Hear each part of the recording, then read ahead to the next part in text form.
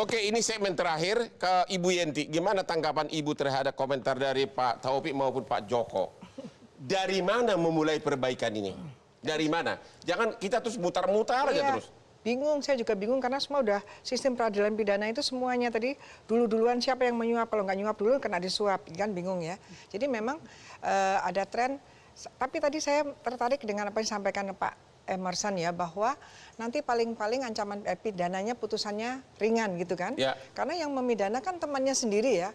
Saya berpikir bahwa apa nggak waktunya sekarang kalau sampai hakim agung terlibat korupsi, kan korupsi nih. Kita sedang mau korupsi, hakimnya korupsi terus gimana dong? Ya, itu mungkin perlu pengadilannya itu hakimnya ad hoc yang sesungguhnya, bukan ad hoc seperti sekarang. Ad hoc itu kan sementara, harusnya per kasus. Tapi di pengadilan mana? Kan tetap pengadilan juga. Betul, maksudnya gini, kalau di luar negeri itu pengadilan hakim ad hoc itu hakim yang untuk per kasus, diambil dari orang luar, akademisi yang bagus, ini yang bagus. Itu kan jadi, susah seleksinya Bu, kalau baru diseleksi hanya untuk perkara itu. Oh, ya memang harusnya seperti itu. Separuh memang dari luar gitu. Gimana Pak? Itu kalau bisa begitu, asal dibentuk lebih dulu pengadilan ad hoc tipikor. Khusus ya. Nah, tetapi sejak kapan itu harus dibentuk gitu. Karena jelas lalu. Jadi pengadilan tipikor khusus untuk hakim gitu? Ya untuk penegak hukum misalnya hakim. Hakim, polisi, jaksa gitu? Terutama hakim. Ada hakim ad hoc untuk per kasus di beberapa negara gitu. Bukan seperti kita ini, hakim ad hoc yang namanya sementara tapi lama. Ya kan Pak? Itu oke, jadi usulan Ibu akan dibentuk hakim ad hoc pengadilan khusus. Ada lagi nggak usulan lain? Hakim ad hoc kasus khusus. Kasus khusus. Kasus khusus. Jadi hanya per kasus, per kasus. Oke, apa lagi? Ya kemudian tadi kan sempat juga ya saya melihat bahwa ada juga memang sekarang kan ada tim tim khusus untuk menyelidiki ini. Tim independen saya biasanya tidak suka. Kanjuruhan ada tim independen. Kenapa untuk ini nggak ada? Awalnya saya tidak suka. Tapi kali ini jangan-jangan tim independen itu paling penting untuk hakim yang terlibat. Oke, tim independen perlu. Perlu diselidiki sejak awal, mungkin dengan Menko Polhukam, nanti juga kita lihat semuanya. Karena kalau hakim-hakim, apalagi hakim agung, saya tidak yakin Pak kalau hakim PN tidak juga Pak. Rasanya juga banyak Pak hakim PN, PT gitu yang mereka lupa apalagi udah dua ya. Nah kemudian yang ketiga adalah yaitu pemahaman tentang pada waktu rekrutmen, pemahaman tentang kode etik. Jadi tadi ditanya, kalau di luar bagaimana? Ya kalau etisnya itu betul-betul pada waktu rekrutmen tuh dia kuasai betul bahwa dia tuh harus imparsial, dia itu harus juga menjaga integritasnya, equality before the law, and then dia itu harus independen tapi independennya yang betul ya Pak, bukan sebebas satu lagi ya, bahwa yang bersangkutan itu betul-betul kompeten, so that maka kita tidak lagi menghadapi hakim-hakim yang memang mentally korup dan jadi sudah 4 usulan. Pak Emerson apa? Usulan terakhir. Usulan apa? Adalah Ketua Mahkamah Agung harus mundur karena dia gagal melakukan proses pengawasan. Yang sekarang ini? Yang sekarang ini. Oke, apa lagi usulan lain? Kemudian yang kedua, percayakan ini ke KPK untuk proses penegakan hukumnya. Jadi KPK sebaiknya tidak hanya bongkar Bang, tapi menuntaskan siapapun yang diduga terlibat, mau hakim agung, pejabat Mahkamah Agung atau pimpinan Mahkamah Agung. Bukan sekarang itu yang dilakukan? Ini baru sampai ke hakim agung, Ibu. Belum pejabat-pejabat yang lain. Yang kemungkinan menurut kita ini nggak selesai hanya di hakim agung. Nggak mungkin dia hanya bermain sendiri, Bang. Artinya ini harus dibongkar keseluruhan. Di luar itu adalah perlu ada rotasi ke semua pegawai di Mahkamah Agung, Bang. Kalau kita lihat yang dirotasi itu hanya hakim. Pegawai Mahkamah Agung, pejabat Mahkamah Agung itu hanya ngutak di situ aja. Anda 15 tahun sebagai aktivis anti korupsi. Optimis nggak ini bakal bisa dibersihkan?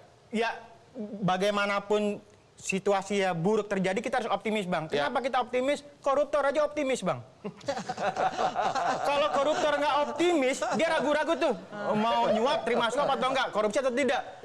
Kita harus lebih optimis dari mereka. Pak Joko, apa usulan Bapak? Apa perbaikan utama yang Bapak sebagai mantan Ketua Muda Mahkamah Agung, apa yang urgent sekali harus dilaksanakan? Ya, dalam kondisi yang seperti sekarang ini, saya setuju dari Pak Taufik Basari. Saya kira sekarang ini antara MA dan KY itu harus bersinergi. Dan itu nggak mungkin, sudah dicoba puluhan tahun. Ya, khusus mengenai pengawasan. Dan harus jalan, undang-undangnya memang begitu kok. Dan ini harus saling meredakan diri dengan tujuan yang lebih baik, yaitu khusus untuk pengawasan. Oke, jadi KY sama MA bersinergi apa lagi Pak? Sementara itu aja. Oke, Pak Taufik, apa usulan agar ini nggak terjadi lagi atau mengurangi? Ya, pertama kasus ini jangan kita lihat sebagai kasus yang biasa-biasa saja, tapi ini harus menjadi kasus yang luar biasa, yang sangat memalukan, sehingga saya berharap ada perlawanan dari para hakim di seluruh Indonesia ya kepada teman-temannya yang memang yang memiliki integritas yang buruk, sehingga perlawanan juga ada dari dalam gitu ya. Itu yang pertama. Yang kedua, karena di sini bukan kasus yang biasa saja tapi kasus luar biasa, maka pimpinan dari Mahkamah Agung pun juga harus berasa malu ya. Kemudian tadi kata Pak Joko ya, mau kemudian membuka dirinya bekerja sama dengan Komisi Yudisial untuk melakukan pembenahan-pembenahan ke depan.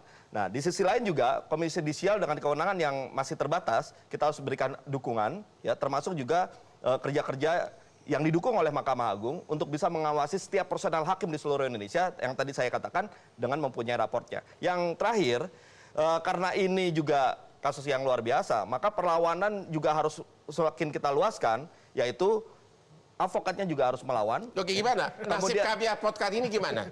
Kalau kami tidak bergerak, kehilangan klien. Nah, maka salahkah kami? Nah, maka dari itu, ini kan soal lingkungan, perspektif ya. Klien itu selalu berpikir bahwa situasi hukum kita ini tidak pasti, karena itu kita harus suap. Nah, oleh karena itu orang-orang yang selalu mengandalkan keahliannya untuk melobi, untuk menyuap, itu kan malah banyak yang lebih laku dibandingkan orang-orang yang bisa menggunakan intelektualitas. Banyak yang lebih laku. Nah, oleh karena itulah maka kita harus kedepankan orang-orang yang advokat-advokat yang mengedepankan intelektualitasnya dalam hal melakukan pembelaan, dan sebaliknya ketika jagonya malah jago lobby tapi isi gugatannya, isi pembelaannya itu tidak berkualitas, maka kita harus sampaikan kepada seluruh orang pencari keadilan bahwa gunakanlah yang berintegritas dan jangan gunakan yang tidak berintegritas. Klien maunya menang atau idealisme? Memang masih berat, Bang. Tapi jawab dulu. Klien itu maunya menang atau idealisme? Coba jawab. Pasti klien maunya menang. Ya, tapi pintar. karena itu ini pintarnya anggota DPR. Makanya pelan-pelan kita harus jadikan ini pembelajaran. Ya memang tidak semudah membalik telapak tangan dan butuh waktu. Tapi harus kita mulai untuk hal ini. Nah, inilah mudah-mudahan dengan semangat ini kita bisa lakukan. Tolong dijawab singkat. Klien itu maunya menang atau idealisme? Ya, menang. Singkat aja. Menang dengan penuh integritas. Menang dengan penuh integritas. Dan kita sudah lama apakah belajar. boleh mungkin berenang ke sungai tanpa basah? Bisa saja. Oh, bisa saja. Pak Emerson, klien itu maunya menang atau idealisme? Menang, tapi sebagian mau keadilan. Sebagian, ada juga orang yang memang dia berhak untuk menang agar sesuai keadilan, tapi untuk menempuh itu dia harus ikut berenang. Memang karena ekosistemnya buruk, Bang. Jadi kalau tidak dengan cara-cara buruk, mereka biasanya akan... Terakhir saya tanya kepada senior kita, kami sebagai pengacara, Pak, salahkah kami kalau kami harus mengikuti arus? Salah. Ya, menurut saya salah, karena tugas penasihat hukum itu adalah juga penegak hukum. Ya. Penegak hukum kalau kami juga tidak mengikuti arus, kantor kami keadilan. tutup minggu depan. Oh, ya, boleh tutup, boleh. Abang kan udah apa? Nggak apa-apa tutup. Oke, demikianlah akhir diskusi kita malam ini.